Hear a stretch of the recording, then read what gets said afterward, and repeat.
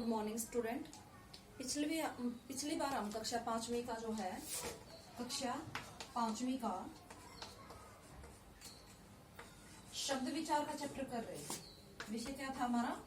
शब्द विचार। शब्द विचार में मैंने आपको समझाया था शब्द किसे कहते हैं और शब्द के भेद कितने आधारों पर किए गए हैं। तो सबसे पहले था हमारा उत्पत्ति के आधार पर। उत्पत्ति के आधार पर हम शब्द भेद पिछली बार कर चुके हैं। अब की बात जो है आपका रचना या बनावट के आधार पर शब्द के भेद हैं। रचना या बनावट। रचना या बनावट के आधार पर शब्द के तीन भेद हैं। रचना या बनावट के आधार पर शब्द के कितने भेद हैं? तीन। कौन कौन से हैं? रूढ़, सबसे पहले है रूढ़, यौगिक और योगरूढ़।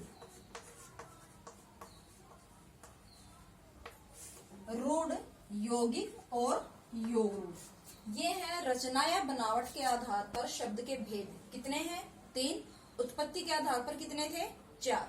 तो सबसे पहले जो आता है वो आता है आपका रूढ़ शब्द। रूढ़ शब्द कौन से होते हैं? जो दो शब्दों के मेल से नहीं बनते और जिनके टुकड़े करने पर या खंड करने पर कोई सार्थक अर्थ नहीं निकलता। मैं दोबारा रिपीट कर रही हूँ। वे शब्द जो दो शब्दों के योग से नहीं बनते और उनके टुकड़े करने पर कोई सार्थक अर्थ नहीं निकलता, उन्हें हम रूढ़ शब्द कहते हैं। जैसे आपका केला, पेड़, शेर, अमरुद, ये ऐसे शब्द हैं अगर आप इनके टुकड़े करोगे, जैसे के प्लस में ला, इसका कोई अर्थ नहीं, इसका कोई अर्थ नहीं। पेड़, पेड़ प्लस में ड़, दोनों में से किसी का कोई अर्थ नहीं।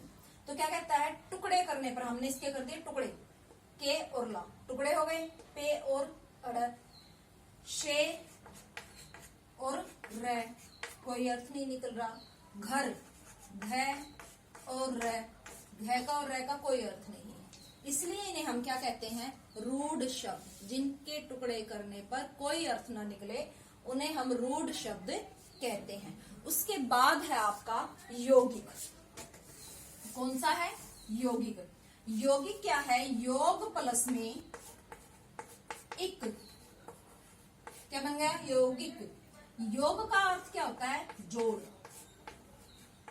जोड़ना। अब यौगिक शब्द कौन से होते हैं? जो दो शब्दों के योग से बने। कितने शब्दों के? दो शब्दों के योग से बने हैं और जिनके टुकड़े करने पर एक सार्थक अर्थ निकलता है, उन्हें हम यौगिक शब्द कहते हैं। दोबारा रिपीट कर रही हूं। जो दो शब्दों के योग से बनते हैं और जिनके टुकड़े करने पर एक सार्थक अर्थ निकलता है, उन्हें हम यौगिक शब्द कहते हैं। जैसे देवालय, देव प्लस आलय, महात्मा, महात्मा, महा प्लस में आत्मा। देखो, देव प्लस आलय, देव का भी अर्थ है, आलय का भी अर्थ है। देव भगवान, आलय घर। महात्मा, महा प्लस में आत्मा, महा का अर्थ क्या है? महान, और आत्मा आत्मा, महान आत्मा। तो इनके जो है टुकड़े करने पर देवालय है, महात्मा है, पाठशाला है, महेश है, महा प्लस में ईश, जो महान है, जो ईश, ठीक है। तो इनके टुकड़े करने पर एक सार्थक अर्थ निकलता है, इसलिए हम इन्हें क्या कहते हैं? यौगिक शब्द। और ये दो शब्दों के योग से बने हैं। दो शब्द हो गए, देव और आलय, महा और आत्मा। इसके बाद आता है हमारा योगरूढ़। अब योगरूढ़ योग भी है और रूढ़ भी है, ठीक है। तो योग तो क्या हो गया? जो दो शब्दों के योग से बने हैं लेकिन वो किसी तीसरे अर्थ को प्रकट करते हैं, उन्हें हम कहते हैं योगरूढ़ शब्द। जो दो शब्दों के योग से बने हैं लेकिन वो किसी विशेष अर्थ को बताते हैं या किसी तीसरा जो पद होता है वो वहां पर प्रधान होता है। दोबारा रिपीट कर रही हूं, जो दो शब्दों के योग से बनते हैं और किसी विशेष अर्थ को प्रकट करते हैं उन्हें हम योग रूढ़ शब्द कहते हैं। जैसे पंकज, पंक प्लस में जय, जय का अर्थ होता है जन्म लेना। कई में अज मिलेगा और कई में जय भी मिलेगा। अज का अर्थ भी जन्मा होता है और जय का अर्थ भी जन्मा होता है। पंक हो गया कीचड़, कीचड़ में जन्म लेने वाला। अब कीचड़ में कौन पैदा होता है? कमल। तो यहां तीसरा अर्थ क्या है? कमल। दशानन, दशानन, दश प्लस में आनंद, दश प्लस आनंद, दो शब्द हो गए। दश दश आनंद मुख, आनंद क्या है? मुख। अब 10 मुख किसके हैं? रावण के। अब ये किसको प्रकट कर रहा है? तीसरा अर्थ कौन सा दे रहा है? रावण। तो जो दो शब्दों के योग से बने हैं और टुकड़े करने पर जो है दोनों का सार्थक अर्थ निकलता है और किसी तीसरे पद को जो है दर्शाता है, वो क्या है?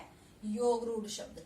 जैसे आपका दशानन हो गया, पंकज हो गया, चारपाई, चारपाई, चार प्लस में पाई, ठीक है। चार पाए हैं जिसके, किसके हैं? आपकी जो खाट होती है उसके, चारपाई, उसको हम क्या बोलते हैं? चारपाई। चार पाए हैं जिसके, किसके? खाट के। तीसरा पद ये प्रधान हो गया यहाँ पर, ठीक है। इसी तरह से आपके जो है आपका नीलकंठ हो जाएगा। नीला है जिसका कंठ, नील प्लस में कंठ, नीला कंठ किसका? शिव का।